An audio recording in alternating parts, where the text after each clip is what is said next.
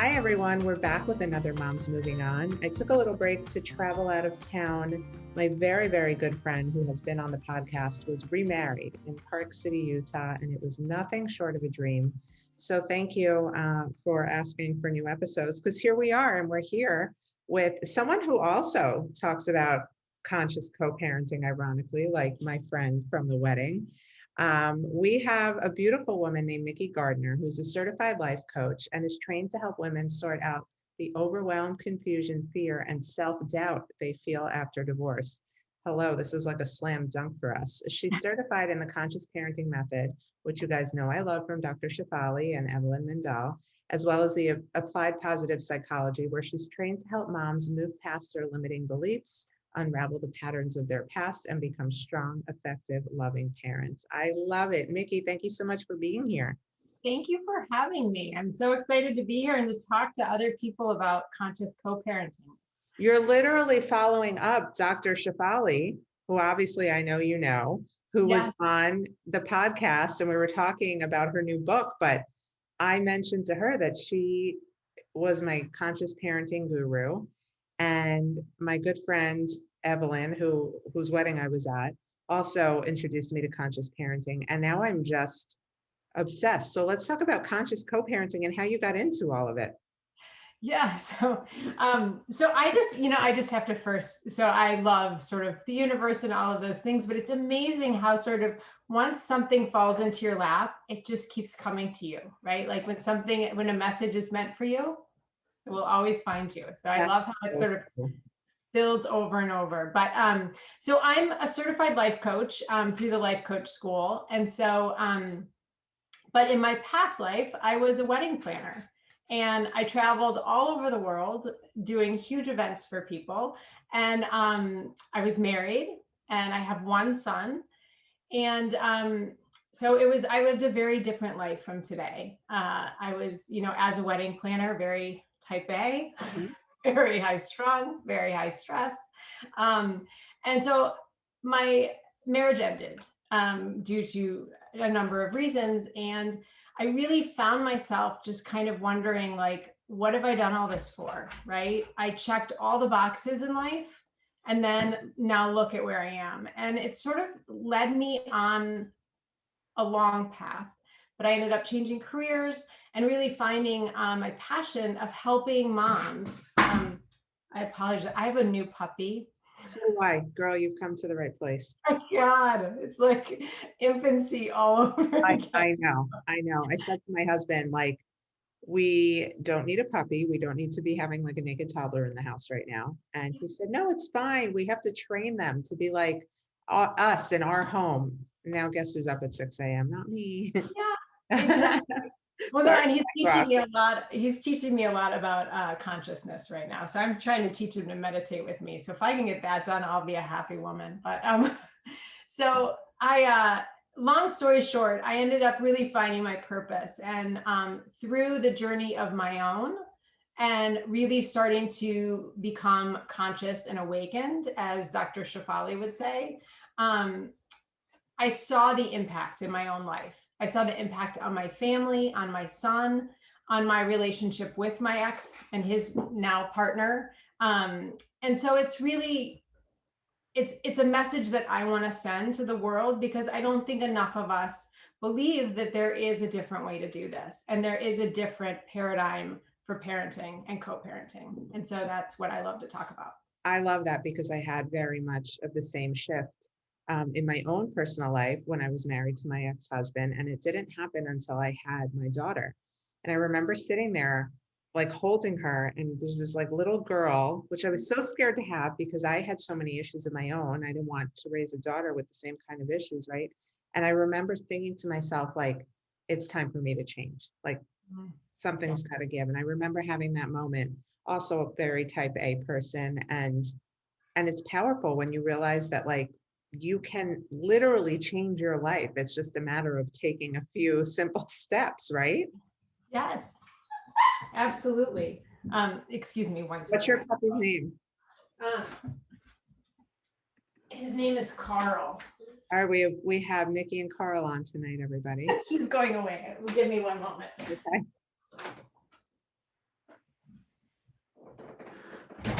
13-year-old dog can stay. The toddler has to go. Thank you for that. No, but I remember that shift and I remember feeling it so deeply, but I knew in that moment that I couldn't change in the marriage that I was in. That marriage brought out all of the worst in me. And I'm sure you hear of that all the time. And all the women I work with say the same thing. Like I was the worst version of myself. And it's what made me realize I had to change, or it's why I wanted to leave and try something new. So with divorce comes co-parenting, Yes, and you help women with co-parenting. I do. I do. So what does it mean to co-parent on a more conscious level? I'd love to hear about that. Yeah.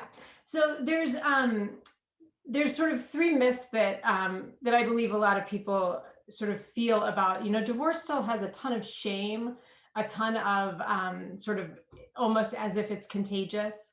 And you feel so alone in the process. And everyone says time heals all wounds.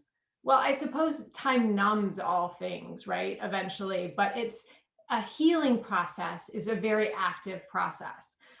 So I think conscious co-parenting to me starts with reparenting of yourself.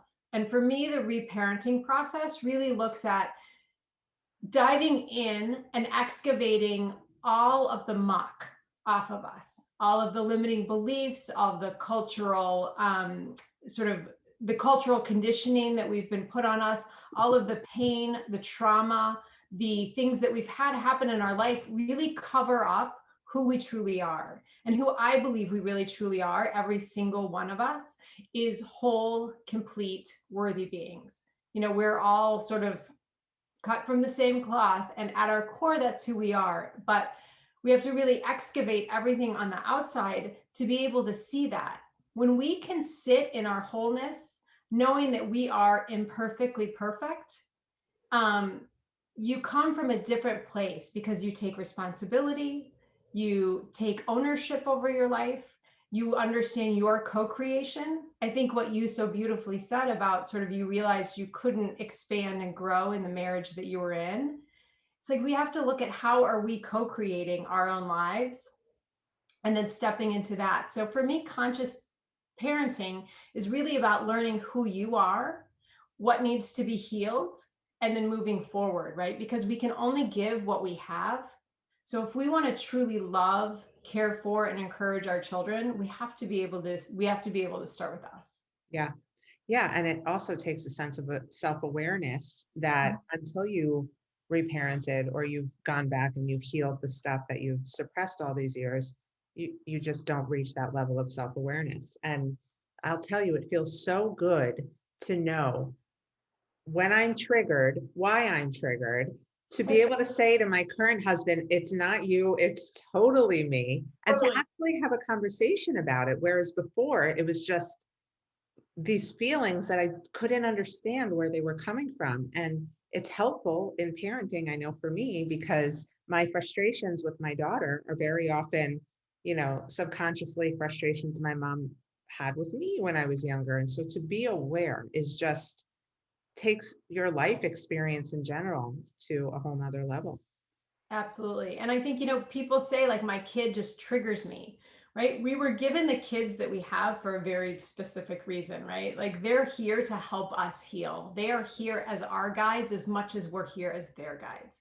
And so I think when we're triggered, right, it's not the other person or the child doing anything to us. It's really an old wound that hasn't been healed that's being poked.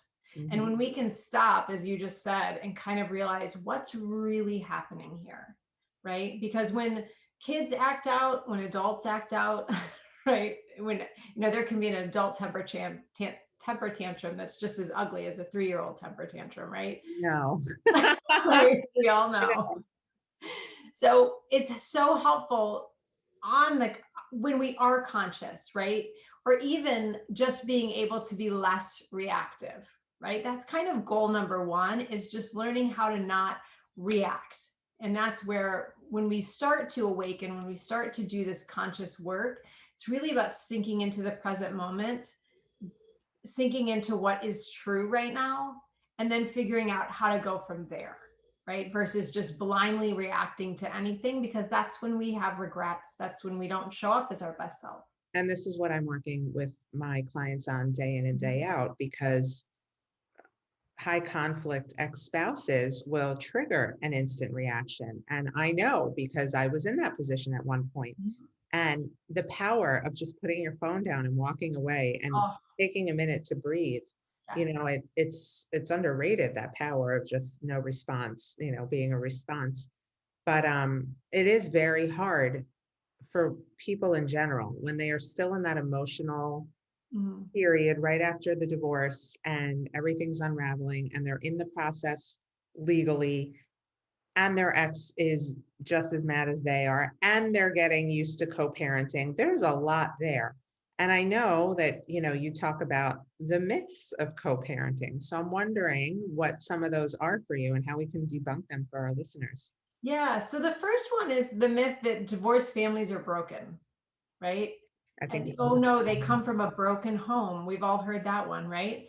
There is nothing broken about that family, right? Marriage is considered a failure when it ends via time, right? But sometimes it's time for something to come to a conclusion so that you can start the new chapter, right? And as much as we might be ending the marriage or ending the romantic relationship, we're not, we are still very much a family, right? How are we going to go through and look at that? And so I think when we start to believe even just the littlest bit or unconsciously that we are broken or that the family is broken, the brain is wired to find evidence for what you're asking. So if that even is there a little bit, you're constantly looking for the ways in which you are. And it's that energy that affects the family and most of all the children more than the actual divorce, right? It's the energy that we're bringing to it. And so it's so important. And as you said, there is that period of time and grieving, and parenting is hard enough. Parenting with someone that you have, lived a life with, maybe are in conflict with, right? And have all of that pain, you're expected to do the same parenting only with all of this baggage. It is hard. Like it is hard. And I think learning how to have some grace for that. And like you said, and I talk to my clients all the time about the power of the pause, just to take a breath, right?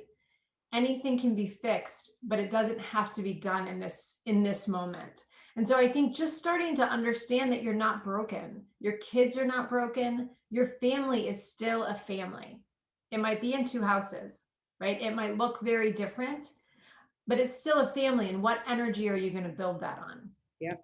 And I love that because in my community, it's, on my Instagram, we know that we don't use the term broken. Like, I don't believe in it.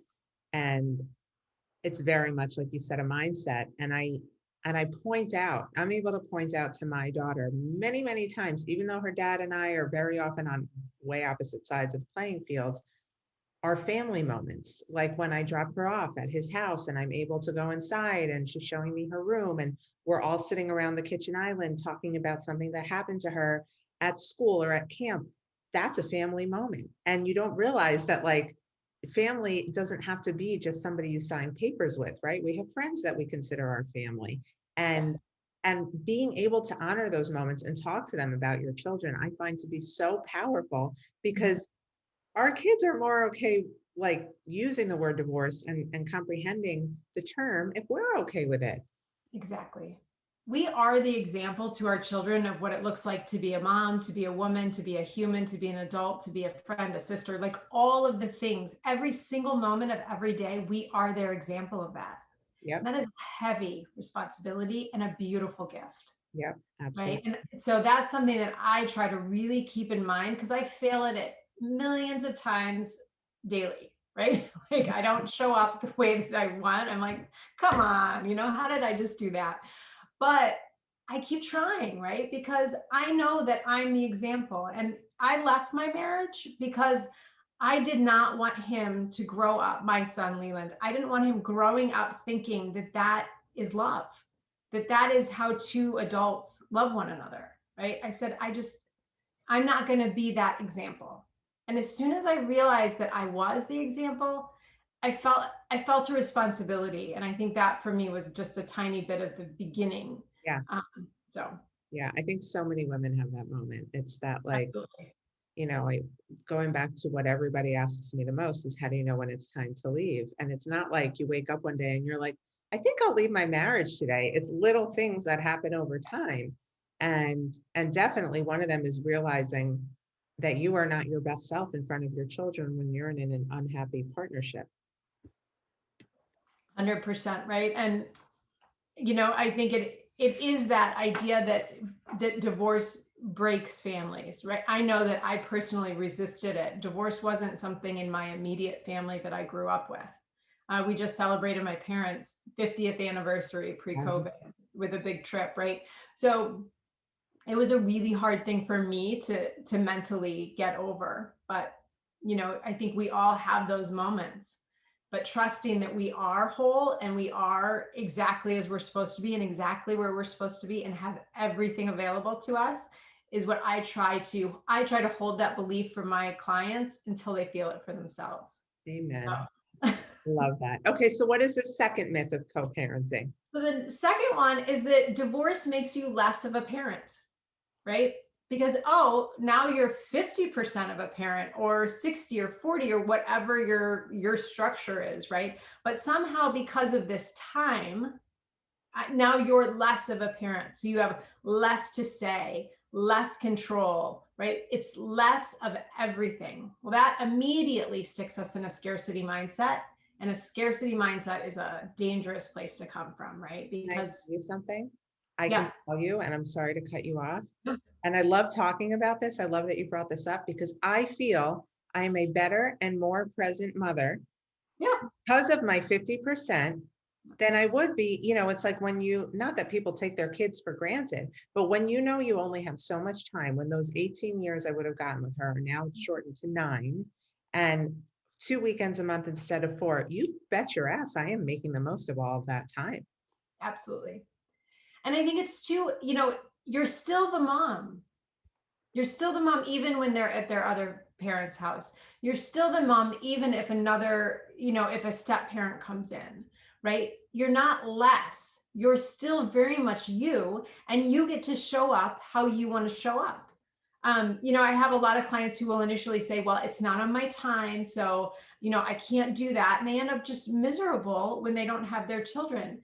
Well, I don't believe that there's any law that you can't still go watch soccer practice. You can't choose to do certain things, right? And the more you co-parent in a strong, effective, loving way, and there are high conflict ones, situations where it makes it more challenging, but thinking of yourself as still the mom when they're not with you, you can still show up the way that you want to. Absolutely. And so I think that one is, it's just with all the courts and all the agreements and all the things, it just makes it very challenging. And when you believe the myth, it's really hard to get out from under that heaviness.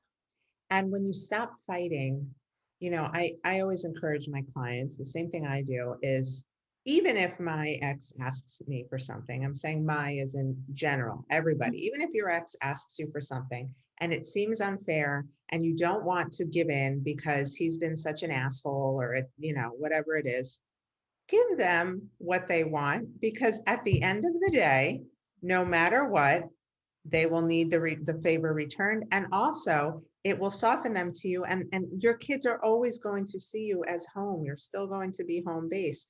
The more I am generous with my ex, the more he calls on me for help, favors, and the more we can do things together. And so, this mentality of, well, I'm not going to be helpful with my ex because he's an asshole. Well, who does that hurt? It doesn't hurt him. It hurts the kids. And I love that you're sharing this. Yeah. And it hurts us mostly, right? Like, because we are the ones that feel it, right? All of our feelings come from the way that we're thinking, right? It doesn't come from the other person. It doesn't come from the situation, right? How we feel about something is due 100% to how we think about it, right? So when we hold on to anger, when we hold on to resentment, when we hold on to blame and judgment, we're doing it, expecting the other person to feel it. They don't. We feel it. It's, and then we don't show up as our best selves. yep.